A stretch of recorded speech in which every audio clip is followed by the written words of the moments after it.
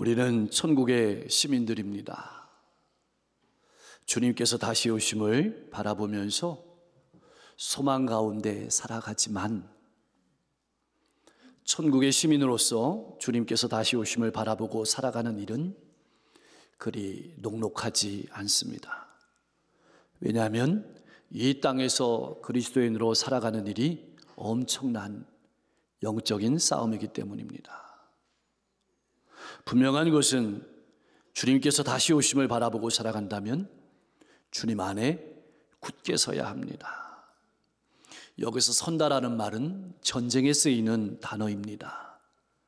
한마디로 말하면 두렵다고, 달아날 궁리하지 말라는 뜻입니다. 철저히 경계하고 어떤 공격에도 당당하게 맞서라는 뜻입니다. 그렇다면 왜 이렇게 전쟁 용어를 썼을까요? 예수 안에 서지 아니하면 예수 그리스도를 기다리는 삶을 살 수도 없고 세상의 가치관과 싸워서 이길 수도 없기 때문입니다. 잊지 마십시오. 내 힘으로는 절대로 감당할 수 없는 것이 신앙입니다. 주님이 나와 함께 하시고 나를 붙들어 주셔야 우리는 싸울 수 있고 우리는 이길 수 있습니다. 사랑하는 성도 여러분, 나는 주 안에 서 있습니까? 목회자로서, 장로로서, 권사로서, 집사로서, 성도로서 내가 마땅히 서 있어야 될 자리에 서 있습니까? 내가 마땅히 서 있어야 될 자리를 잊어버리는 것이 우리 신앙의 아픔입니다. 내가 주 안에 서 있지 않으면 공동체는 흔들립니다. 이것을 기억하십시오. 그렇다면 어떻게 하면 우리는 주 안에서 굳게 설 수 있을까요? 제일 먼저 사랑하는 마음이 있어야 합니다. 사랑하지 못하면 쉽게 포기합니다. 사랑하지 못하면 낙심합니다. 사랑하지 못하면 도망합니다. 사랑하면 용감해집니다. 사랑하면 태도가 달라집니다. 사랑하면 방법을 찾습니다.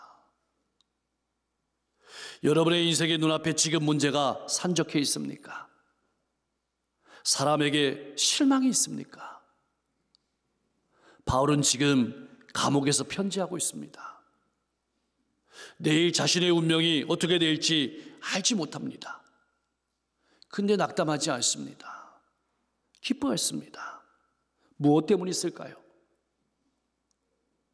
하늘나라의 시민으로서 주님께서 알아주실 것을 바라보면서 일평생 살았기 때문입니다.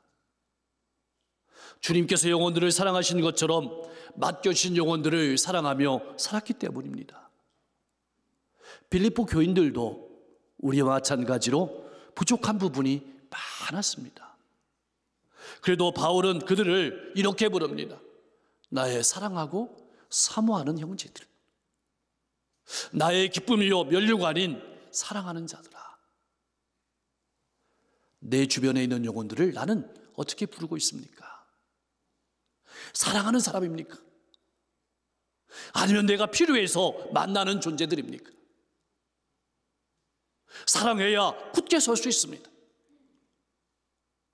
또 어떻게 하면 주 안에서 굳게 설 수 있을까요? 바울 사도는 권면합니다. 주 안에서 같은 마음을 품으라. 예수의 마음을 가지고 상대방을 이해하고 앞으로 미래로 나아가라는 뜻입니다. 이 말씀은 본질적인 문제가 아니라면은 조화를 이루며 살아가라는 뜻입니다. 예수님이라면 어떻게 하셨을까를 깊이 생각하고 결정하라는 말입니다. 예수님께서 자신을 버리고 비우고 다른 사람의 구원과 행복을 위해서 사셨던 것처럼 그렇게 살아가라는 말입니다. 예수님께서 우리를 위해서 인간의 몸을 입고 이 땅에 오셨습니다. 십자가에 자신을 내어주셨습니다. 하나님의 뜻을 바라보면서 일평생 걸어가셨습니다. 그 마음을 가지고 살아가야 건강한 신앙의 삶을 살아갈 수 있습니다. 남을 나보다 낮게 여기고 자신의 지위를 이용해서 이익을 취하고 다른 사람 위에 군림하려는 마음이 아니라 오히려 허리에 수건을 두르고 다른 사람의 아래로 가서 발을 씻기는 섬김에서 교회 공동체는 이 시대의 빛과 소금의 사명을 잘 감당할 수 있고 건강하게 서는 것입니다. 그리스도인은 주님의 마음으로 서로를 섬기는 사람임을 잊지 마십시오. 사랑하는 성도 여러분, 여러분의 삶의 짐이 무겁습니까? 여러분이 지고 있는 농해가 여러분의 어깨를, 여러분의 인생을 짓누르고 있습니까? 옆을 바라보십시오. 주님께서 여러분과 함께 그 멍에를 지고 계심을 발견하고 힘내서 앞으로 나갈 수 있기를 소망합니다. 또 어떻게 하면 우리는 주 안에서 굳게 설 수 있을까요? 4절은 이렇게 우리에게 명령하고 있습니다. 주 안에서 항상 기뻐하라. 내가 다시 말하노니 기뻐하라. 자, 어떻습니까? 항상 기뻐할 수 있을까요?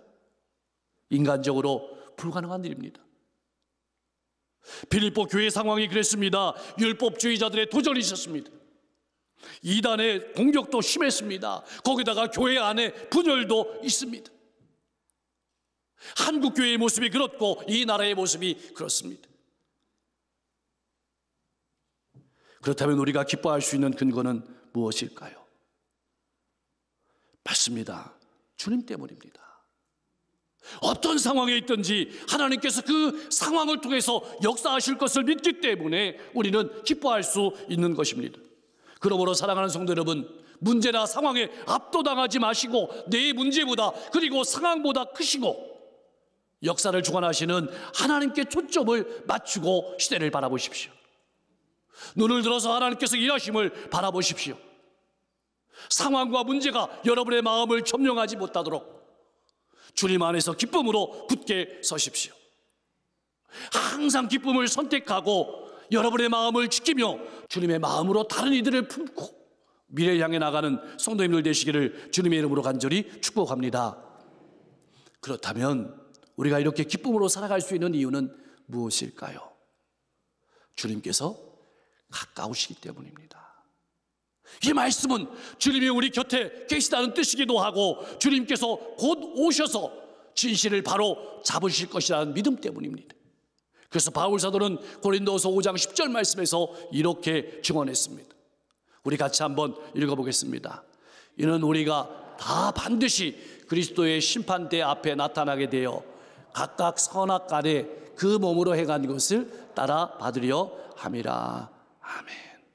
나는 주님께서 알아주실 것을 믿고 기쁨으로 살아가고 있습니까? 주님 앞에 서게 됐을 때를 바라보며 두려움으로 살아가고 있습니까? 사랑하는 성도 여러분, 우리가 믿음의 길을 걸어갈 때 늘 기쁨과 평안을 누리기 위해서 반드시 조심하고 경계해야 될 것이 있습니다. 피해야 될 것이 있습니다. 무엇일까요? 바로 염려입니다. 우리는 만약 이렇게 되면 어떻게 하지? 그런 세상에 살고 있습니다. 만약 시험에 떨어지면 어떻게 하지? 만약 사업에 실패하면 어떻게 되지? 만약 다른 사람이 나를 비난하면 어떻게 하지? 걱정과 두려움 속에 사로잡혀 살아가고 있습니다. 과거에 붙잡혀 고통하고 있고 현재에 대해서 염려가 가득하고 불안해하고 미래에 대해서 고민하며 살아가고 있습니다. 한마디로 염려가 지배하는 세상에 살아가고 있다고 해도 과언이 아닐 것입니다. 아무것도 염려하지 말라는 말씀은 염려가 내 마음속에 내 인생 가운데 침투하고 스며드는 것을 막으라는 것입니다. 사실 빌립보 교인들과 바울은 염려할 이유들이 많았습니다. 바울은 감옥에 갇혀 있습니다. 빌립보 교인들도 핍박과 위협을 받고 있습니다. 아니 어떻게 염려하지 않을 수 있겠습니까? 어떻게 걱정하지 않을 수 있겠습니까?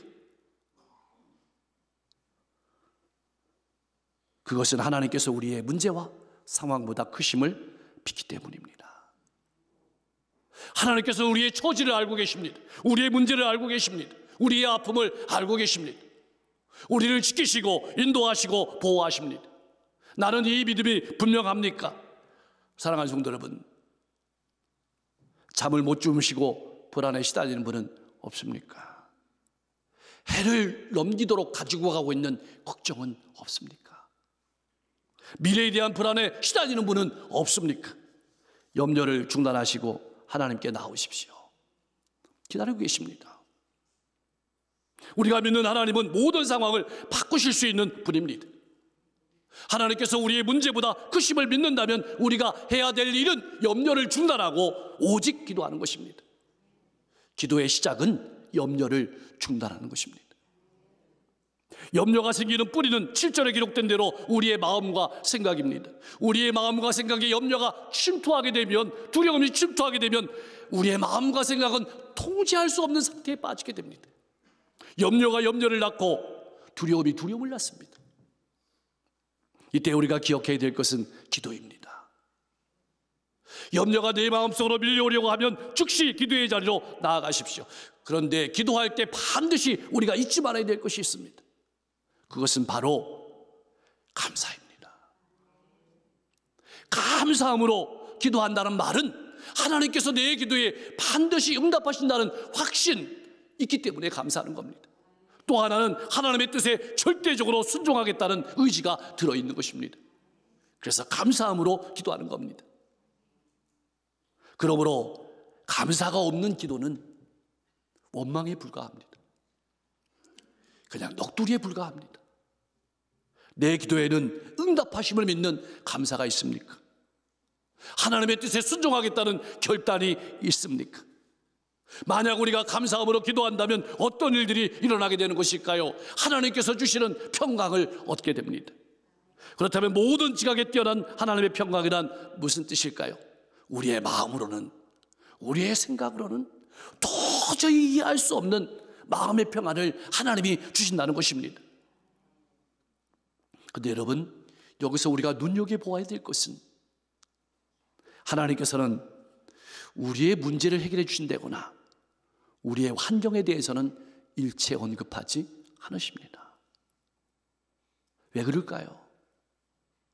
하나님의 관심은 우리입니다. 우리 자신입니다.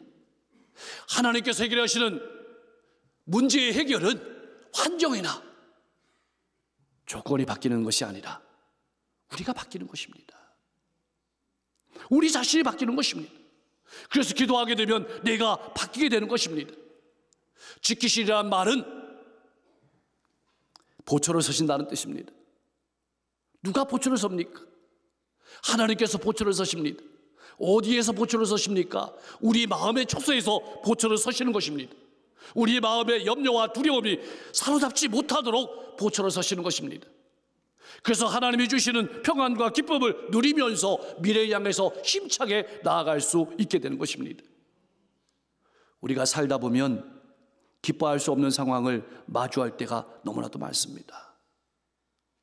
그러나 우리가 처한 상황에서 눈을 들어서 역사를 주관하시는 하나님을 바라본다면, 오늘도 함께 하시는 주님을 바라본다면 우리는 기뻐하고 감사할 수 있습니다.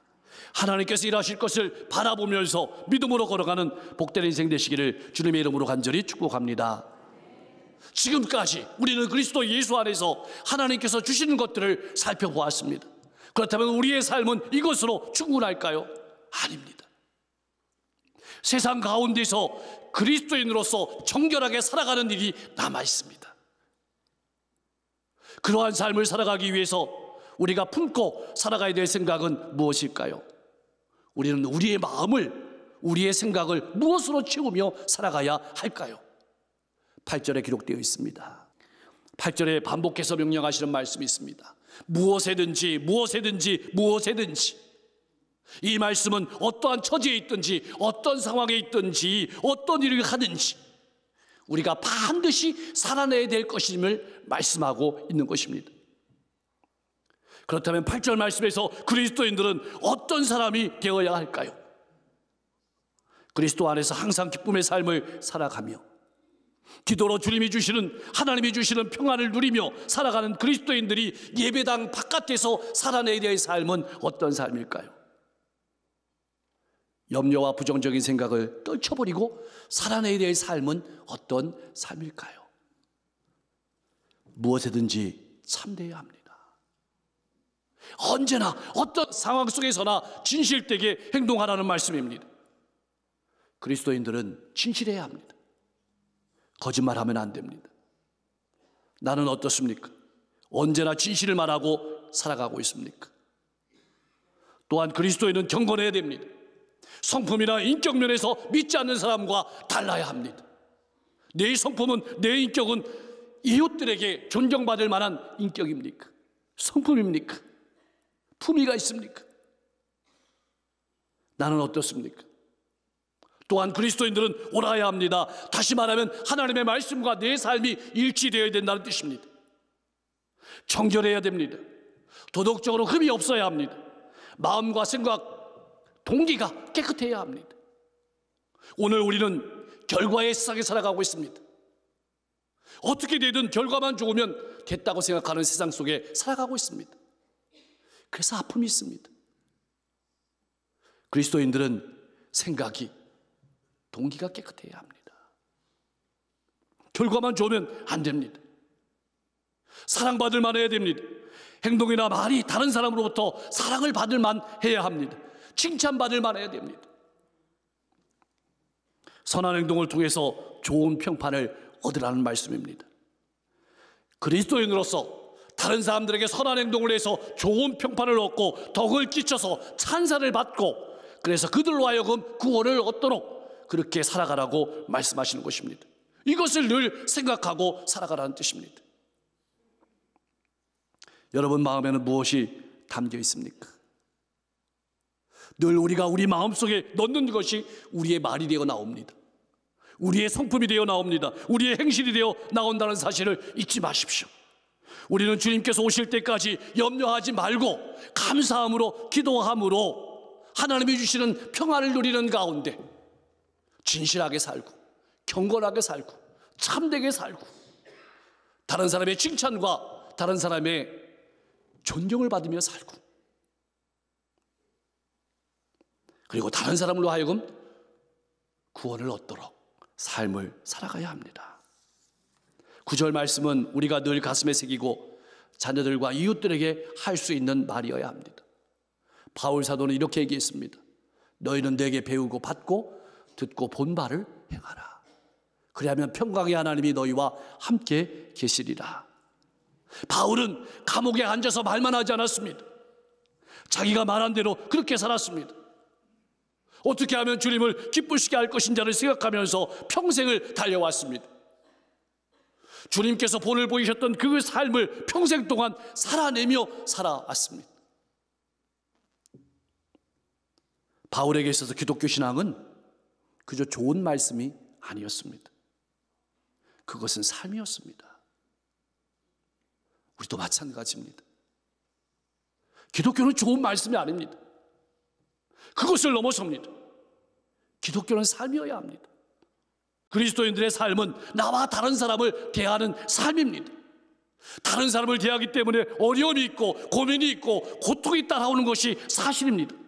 그러나 주님이 나와 함께 하시고 알아주시기에 기쁨으로 행하며 염려가 마음에 들어올 때 기도로 막아내며 늘 경건하고 진실한 삶을 살아가면서 다른 사람들의 디딤돌이 되어주는 삶, 하나님이 기뻐하시는 삶을 살아내야 합니다. 지금까지 바울 사도는 복음의 전달자로서 충실한 삶을 살아왔습니다. 지금도 그 사명을 위해 살아가고 있습니다. 빌립보 교인들은 바울로부터 그것을 듣고 보고 배웠습니다. 나는 어떻습니까? 하나님의 말씀을 듣는 것만으로 부족합니다. 하나님의 말씀을 읽는 것만으로 부족합니다. 하나님의 말씀을 아는 것만으로도 부족합니다. 하나님의 말씀을 반드시 살아내야 합니다. 나는 내 마음을 기쁨으로 채우고 내 삶을 정결하게 하고자 어떤 조치를 취하고 있습니까? 하나님의 말씀을 살아내고자 어떤 조치를 취하고 있습니까? 말씀을 삶으로 살아내고 있습니까? 이웃들과의 관계 속에서 살아내고 있습니까? 정직하게 살아가고 있습니까? 존경받을 만합니까? 내 마음과 내 생각도 정직합니까? 다른 사람들에게 매력이 있습니까? 좋은 평판을 받고 있습니까? 우리는 선한 것을 추구하며 살아야 합니다. 우리가 예수 그리스도의 마음을 가지고 예수 그리스도를 본받아서 살고자 몸부림친다면 하나님의 평강이 우리와 함께하며 우리의 마음과 생각을 지키실 것입니다. 여러분의 인생은 어떻습니까?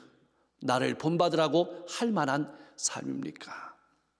2000년 전에는 바울 사도가 그런 삶을 살았다면 오늘 우리 이 시대에는 우리가 그러한 삶을 살아가면서 하나님을 나타내야 될 차례입니다. 주님 안에 굳게 서서 복음의 통로로 복된 삶을 가정과 일터와 이웃 가운데 살아가는 여러분과 제가 될 수 있기를 주님의 이름으로 간절히 축원합니다.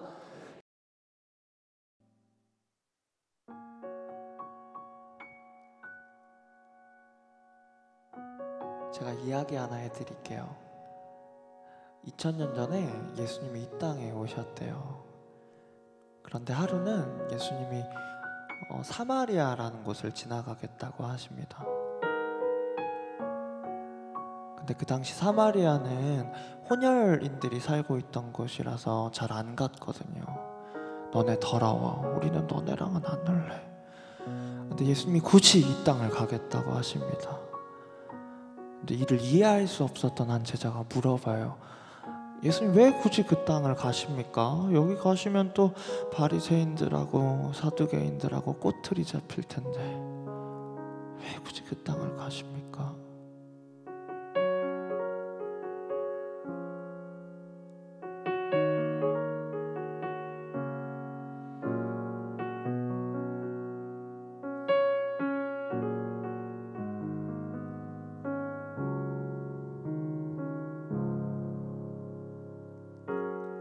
내가 사마리아에 가는 이유는 그곳에 울고 있었던